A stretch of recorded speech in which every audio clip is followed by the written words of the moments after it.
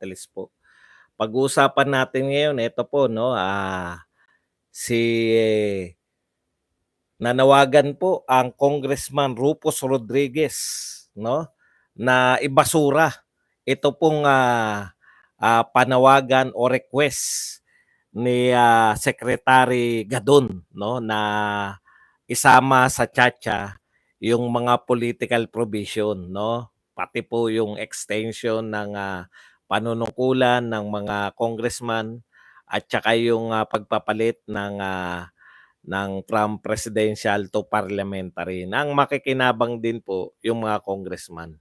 Pinababasura. Pero hanggang ngayon po, tahimik pa rin si Speaker Romualdez. Pag-uusapan din po natin, ito po, in-expose po ni Senator Raffy Tulfo. Matutuwa ako kay Senator Raffy Tulfo. Pero sana masagad yung tuwa ko, no? Bibihira ako natutuwa rito kay Raffy Tulfo. Pero this time, ay natuwa po ako.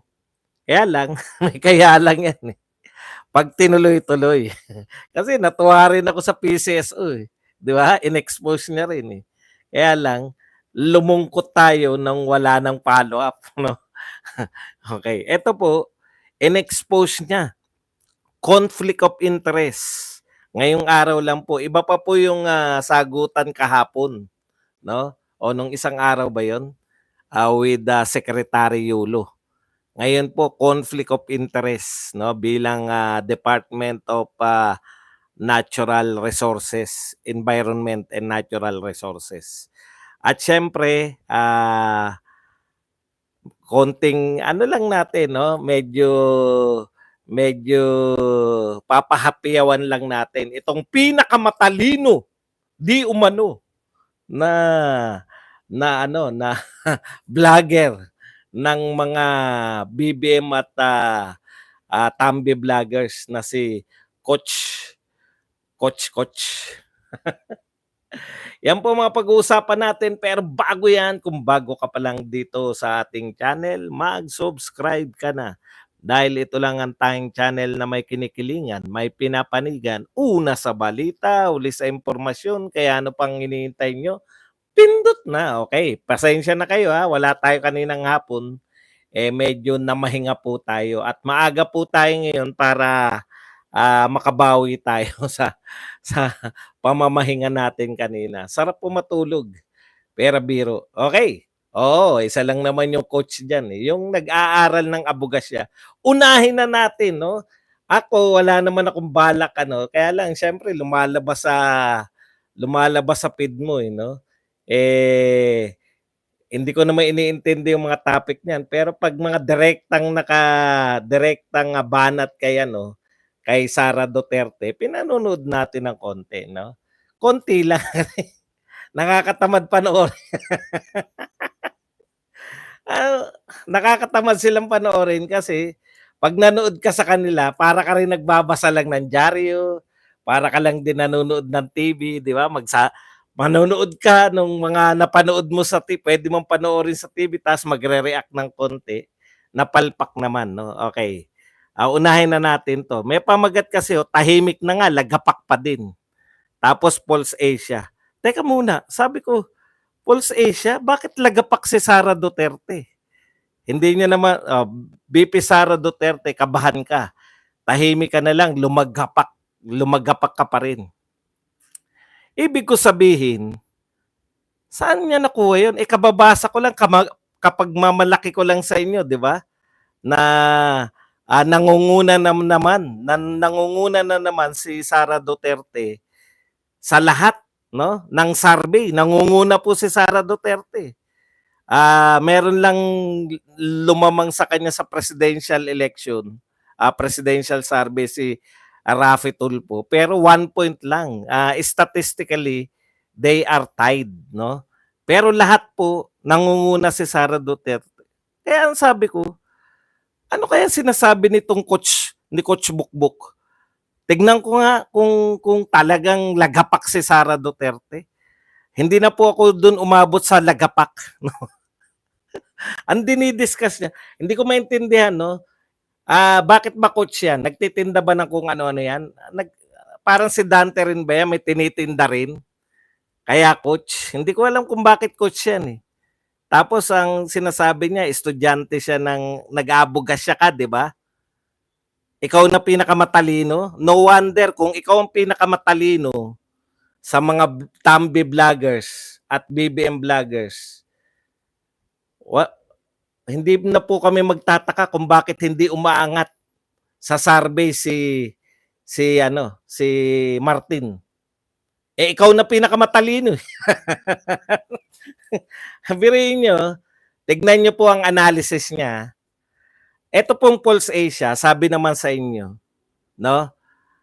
Yang Pulse Asia at SWS, pinagpipitagana na yan, no? Wala pong politiko yung kumo-question dyan sa Pulse Asia at sa SWS. Pinagbabatayan nila yan ng pagkilos nila sa politika. Thank you very much muna kay Evelyn Ocampos na nagbigay sa atin ng 100, 10 AED o dirham. Okay. Akalain mong questionin mo yung Pulse Asia? Wala pong nagko-question sa Pulse Asia. Kung ang politiko po nakita niya result ng Pulse Asia at niyang SWS, sila po nag-a-adjust. Kaya po kumbaga a-adjustan mo yan, dito pala ako mahina sa mga lugar na to. Diyan ka magbababad ng kampanya, no? Talagang talagang walang aasahan. Ang gusto ninyo, question niyo yung yung resulta ng Pulse Asia. Paano niya kino-question yung resulta ng Pulse Asia? O ganito niya kino-question ha. Bumaba raw si BBM, bumaba ng konti sa ginagano niya konti-konti. Lahat bumaba si BBM. Pero ang laki daw ng binaba sa Mindanao. Hindi, no? Ang laki raw ng binaba sa Mindanao. Hindi niya matanggap na bumaba sa Mindanao. Tapos, si Sara Duterte raw, hindi lang daw sa Pulse Asia, sa lahat daw ng survey, lagi raw mataas si Sara Duterte. Kapit lang kayo, Nagtataka siya Nagtataka siya, bakit daw si Sara Duterte sa lahat ng survey ay napakataas sa Mindanao. Sabi ko, putya, kung ganyan po ang nag-a-analyze sa inyo, kung yan po ang pangunahin yung pag-a-analyze, no? Na nagtataka siya, bakit daw si Sara Duterte, lahat daw ng survey, no? Lahat daw ng survey ay napakataas sa Mindanao. Sabi ko, hindi ko na itutuloy makinig sa'yo. Kasi kahit po simpleng tao, kayang unawain kung bakit mataas si Sara Duterte sa Mindanao. Alam niyo po, ewan ko lang hindi ko po kayang tagalan. Pasensya na po kayo kung sabihin niyo, kung ikakatwir, hindi mo pala tinapos, bakit mo binabanatan? Parang nakapanood na ba kayo ng pangit na pelikula? Simula pa lang gusto mo nang umuwi. Ganun po eh. Pero mo questionin mo, bakit? Bakit mataas si Sara Duterte sa Mindanao? Bakit malaki ang ibinaba ni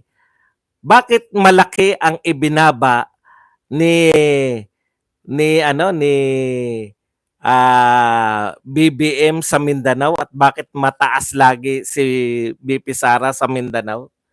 Akalain mo questionin mo yan at hindi mo kayang ipaliwanag.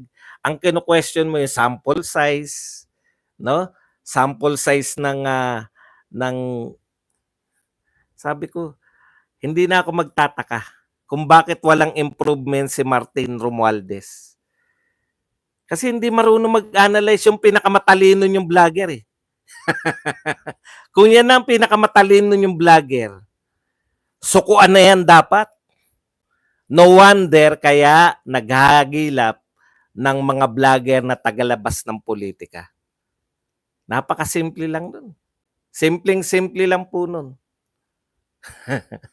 Okey. Balik na po tayo sa mga tunay na hindi ko na kinakailangang patulan. Yan ba naman, iispelengin pa natin. Bakit daw pinakamataas sa lahat ng survey si Inday Sara? O ngayon nakikita mo na, 'di ba? Hindi mo ba naisip, Jaret, nag-aaboga siya ka, eh.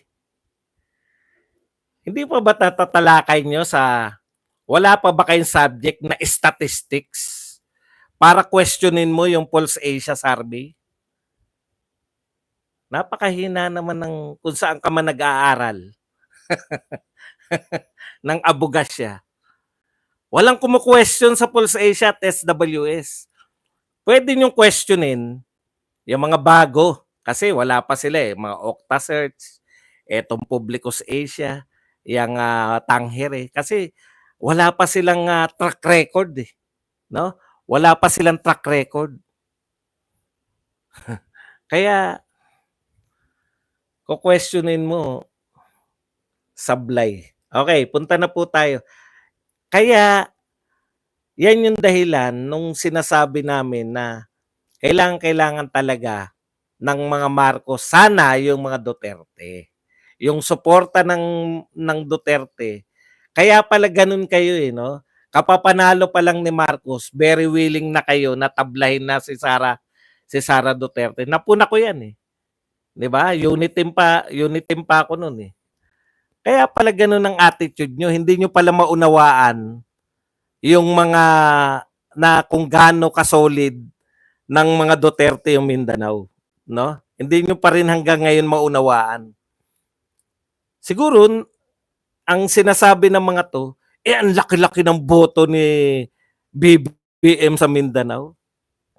Ngayon naunawaan niyo na kung bakit may botong gano'n kalaki si BBM sa Mindanao. Okay, punta na po tayo sa mga tunay na balita. Gusto ko lang po bakit para hindi po kayo magtaka, bakit hindi po kayong mga audience ko, kayong mga taga diyan, mga supporters ni Tambi, kasi nagtataka kayo sa mga survey. Bakit kahit na anong gawin ninyo hindi nag-improve si Martin? Yan po ang dahilan. Yung pinakamatalino niyong vlogger hindi maunawaan bakit si Sara Duterte ay ang taas-taas sa Mindanao at bakit ang laki ng binaba ni BBM sa Mindanao. Okay, punta na po tayo rito sa iba pang balita. Ito po, alam naman natin na sinuggest ni Gadon. Walang kaabog-abog, no? Walang kaabog-abog si Gadon ay nagbigay ng suhestyon sa Kamara de Representante at saka dito sa Senado na isama yung political. Ang nagtataka tayo, walang reaksyon, no? Hindi dapat kasi matalas diyan si yung Senate President at yung House Speaker. Eh naglabas ng pahayag si House Speaker, eh, iba eh. Sa iba siya nag-react eh. Ito ngayon yung sinabi ni Rufus Rodriguez. May napupuna lang ako rito, mukhang ito yung magiging trend. Nag-iisip na ngayon yung mga congressman. Nakita nila eh, 88%. Ha? Hindi po nila babaliwalain yun. 88% ng tao nire-reject yung Chacha. Yung mga solid talagang yung mga anong tawag natin diyan, yung mga hindi hitman. Anong tawag natin doon yung sila Franz Castro, sila Suarez. May tawag tayo diyan eh.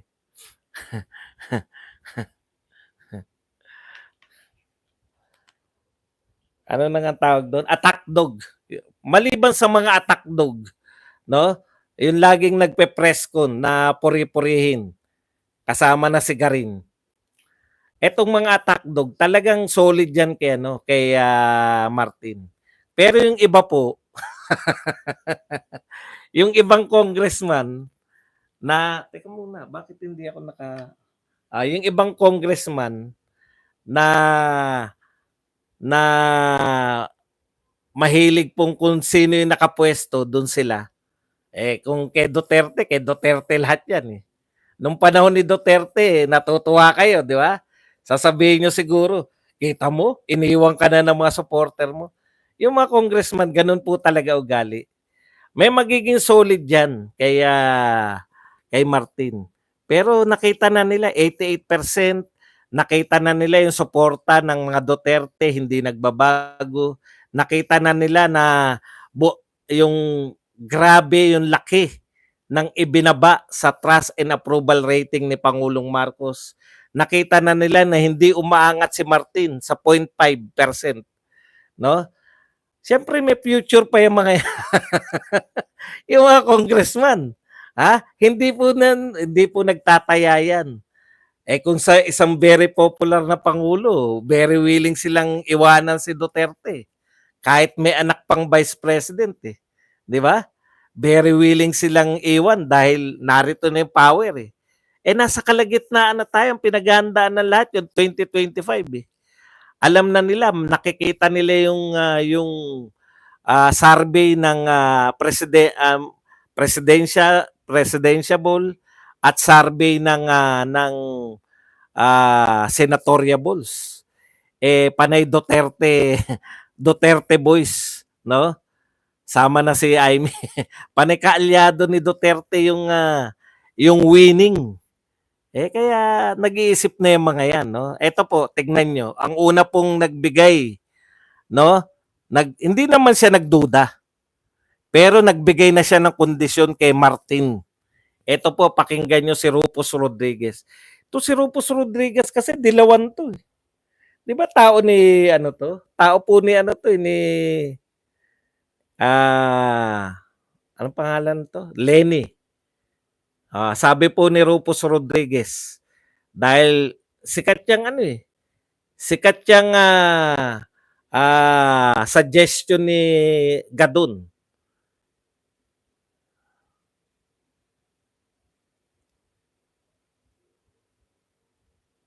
Ayun lang. Hindi ko na makita. Teka lang ha. Huwag kayong mainip ha. Kinakailangan ko makita yun. Pero na lang kung nagkaburahan na. Wala. Awanin ha. Kaya sabi ko na nga ba.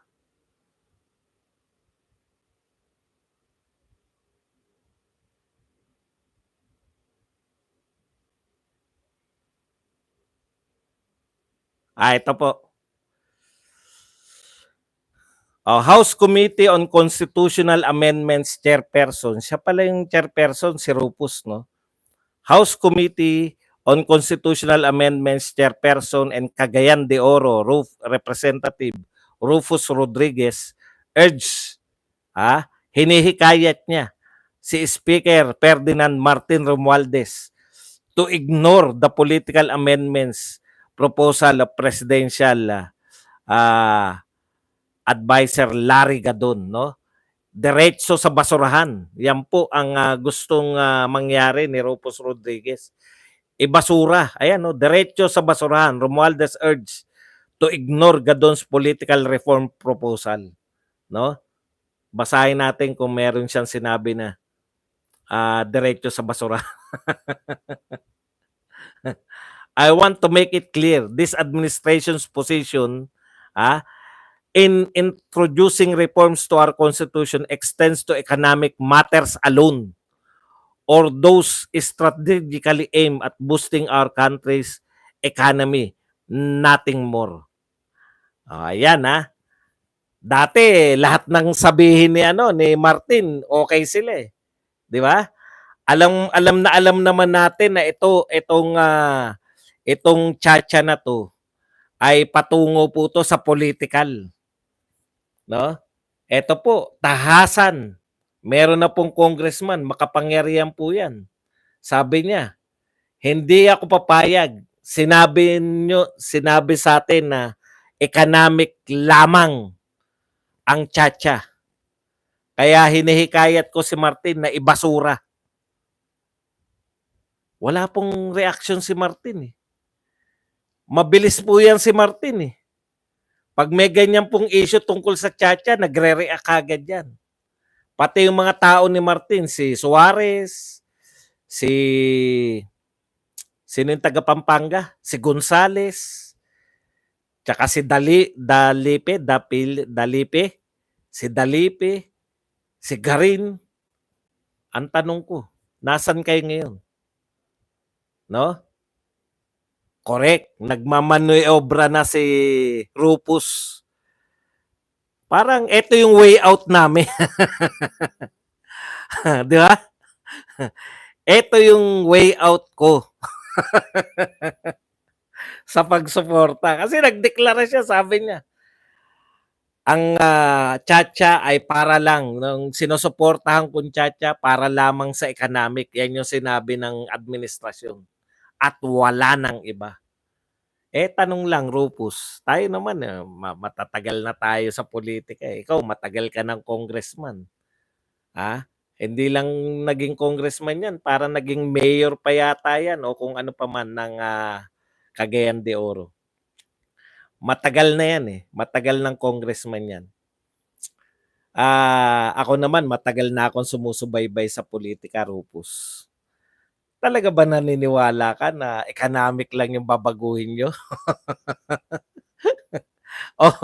o way out mo yan? Way out mo yan para, di ba? Kasi, ano na midterm na, malapit na Makaporma na. Makaporma na ng way out dito sa bumabagsak na ship ni Romualdez at nagtatanong lang kasi siya lang yung una nag-question Siya lang yung nagsabi na basura niyo yung question ni Gadon. Matatalino naman tayo, no, Rufus. Hindi naman kasama sa usapan si Jarrett dito. Tayo naman, magagaling naman tayo magsuri lahat, no? Tayo, Rufus, tsaka yung mga congressman. Alam naman natin na hindi naman out of the blue yan. Si Gadon ay biglang hahakbang ng ganyan. Sa tingin niyo ba si Gadon, sarili niyang kusa, out of the blue? Ha? Out of the blue, si Gadon ay magsasabi na isama niyo yung political? Sa tingin niyo, walang napaka-close po. Kung titignan niyo po si Larry Gadon, no? Napaka-close niya po sa First Family. Di ba? Wala nang Napunan niyo ba? Siya yung isa sa pinakahuling binigyan ng posisyon. At dahil walang posisyon, gumawa pa ng posisyon para sa kanya. Wala pang ganyan yung posisyon ni Rufus, ni Gadon, parang ginawa yan, create yan para sa kanya Di ba? Okay. Ako, ang basa ko, pinababasura. Putya, teka muna. Ang alam natin lahat, ang alam din na, hindi naman ako, ang alam ko dyan, gusto nyo lang ipasa yan, tapos pag nagsimula na kayo magtsatsa, hindi na kayo mapipigil.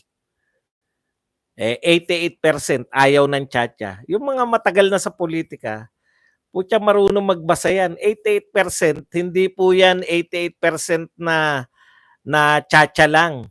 Alam nila yung 88% ayaw sa tsatsa, 88% ayaw na sa proponent niyan. No? Sino bang proponent ng tsatsa? Kailangan, nakita nyo naman, nagre-reflect po sa kanilang mga survey. Yung pagbagsak ng kanilang survey. Ngayon, ano ba balita ngayon? Bago ko magsimula, nakinig muna ako ng balita sa sa TV, sa 24 oras Magtataasan na naman. Ang bilis, no? Nung nagdaang buwan, ang bilis na po ng inflation.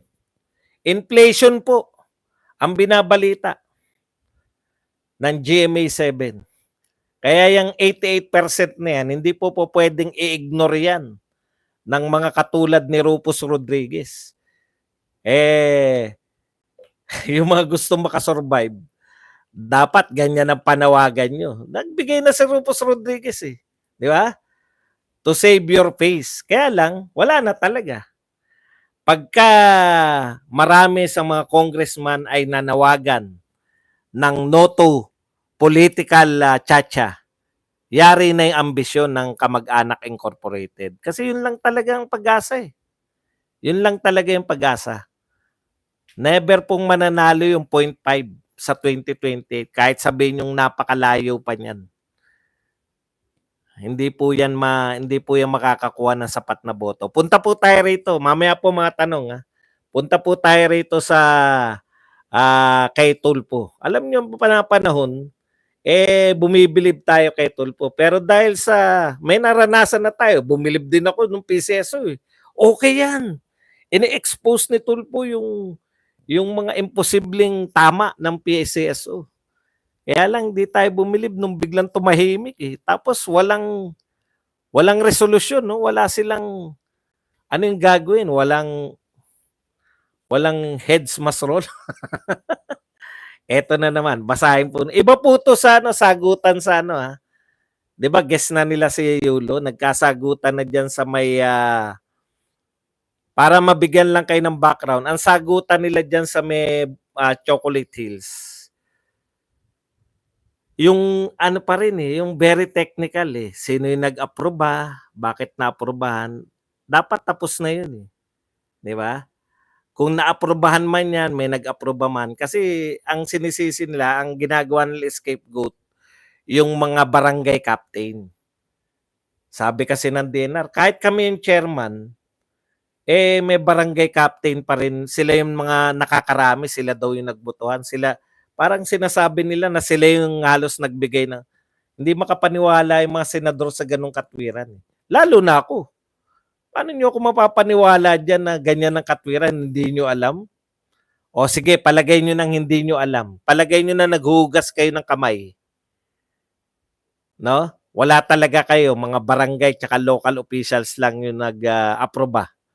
Anong gagawin nyo ngayon? Protected area. Ang tanong ko lang, sa batas ba pag sinabing protected area, pwede po yung magtayo ka ng resort dun sa pagitan ng mga Chocolate Hills? Lahat naman nagsabi, hindi eh. O bakit ang the best po dyan, kung kaya, ang hirap po mag-suggest ng ganun, ng kung kaya eh. Malamang hindi kaya. The best dyan, kung may illegal structure, buwagin, di ba?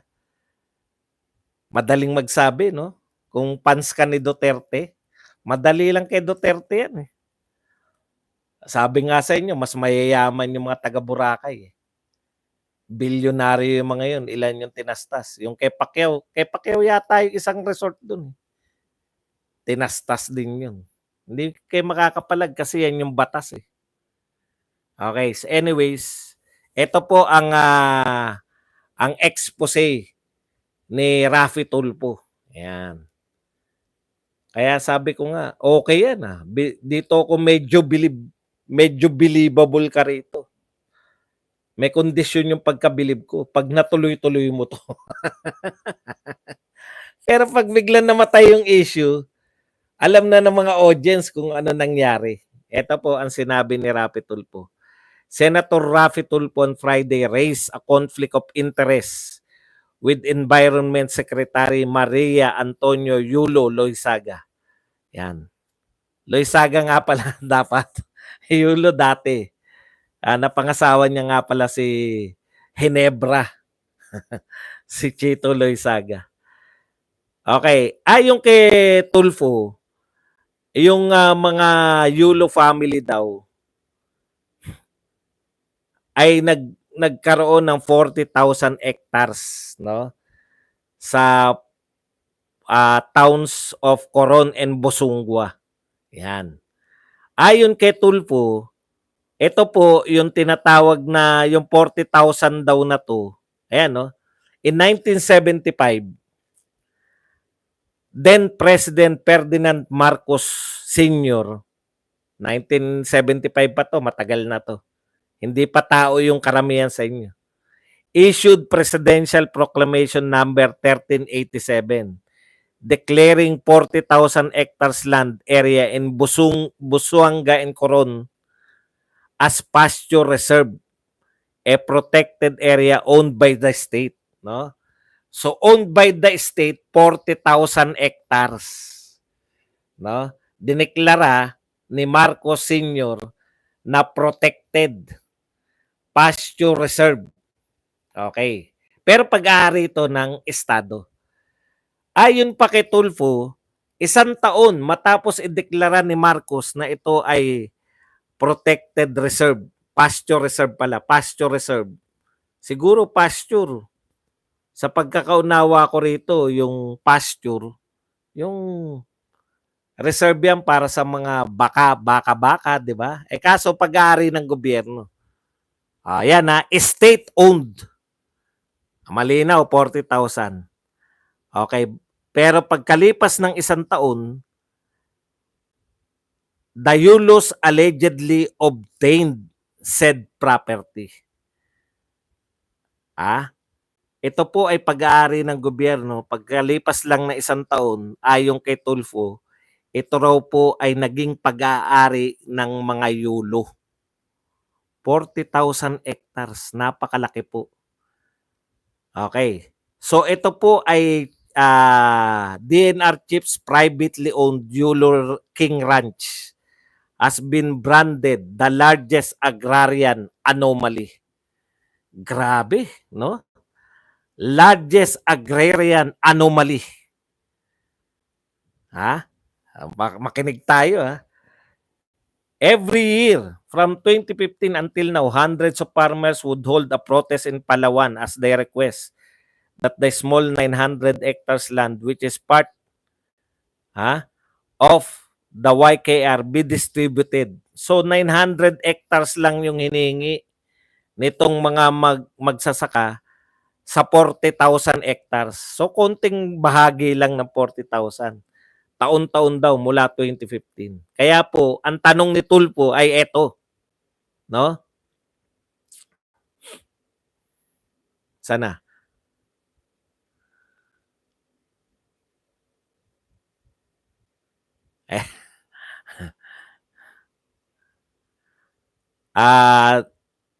Teka muna, bit nawala rito. Ito. In light of the environmental loss over the private resorts built within the protected areas, Tulfo cited Section RA 1138, which directs DNR Chief to carry out the mandates of the law to take care of the protected areas. Kaya lang, ang sinabi nga ni Senator Tulfo, kung meron siyang pag-aari na ganyan, may conflict of interest nga raw si Yulo. At hindi siya nababagay. Kung may conflict of interest ka, hindi ka bagay, no? Kaya niya kino-question kaya ganun yung pag-question niya kasi si Yulo mismo ay natituluhan nila yung pag-aari ng alam niyo yun, nakinabang siya riyan sa mga protected area na yan. Yan yung pagkakaunawa ko, no?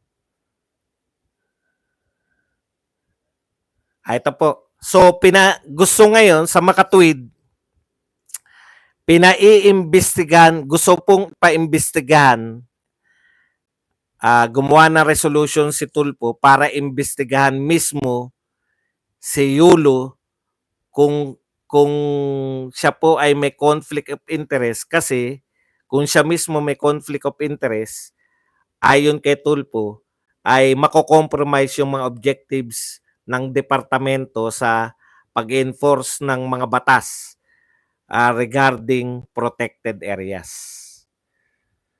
Okay?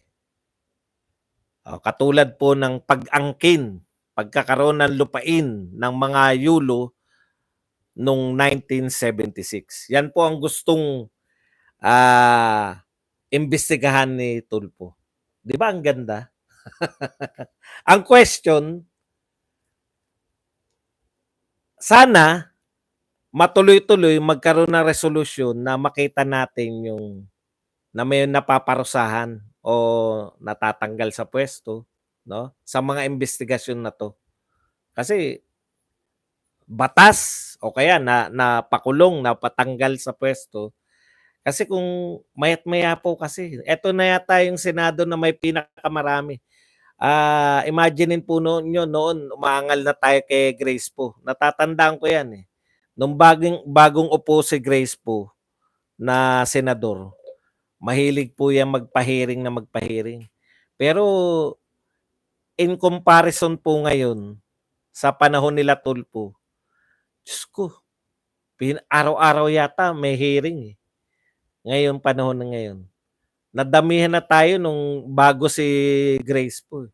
Ngayong bagong upo si Tulfo, mas marami po nahi-hearing ngayon. Ang katulad nga ng topic natin kagabi, sana lang yung mga mamamayang Pilipino may mahita diyan sa hearing.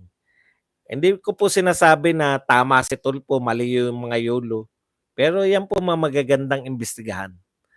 At sana makarating po tayo doon sa dulo na magkaroon ng katarungan yung paggastos namin ng imbestigasyon niyo. Kasi kung imbestiga lang kayo na imbestiga, tapos wala po nahihita sa mga imbestigasyon, inaaksaya niyo lang, hindi lang po yung panahon na niyo, eh. Inaaksaya niyo lang yung panahon niyo na pinasusweldo namin at pera ng taong bayan na ginagastos diyan sa mga hearing. So yan lang po. Sana hindi hanggang imbestigasyon lang. Kasi nakakadala. Ang dami na, eh, 'di ba? Inisa-isa natin kahapon. Wala naman na batas na nalilikha, wala rin namang mga yun na lang, yung sa brownout, wala namang heads o heads na nag-roll, brownout sa NAIA. Okay, yan lang po ang ating paksa. Pwede na po tayo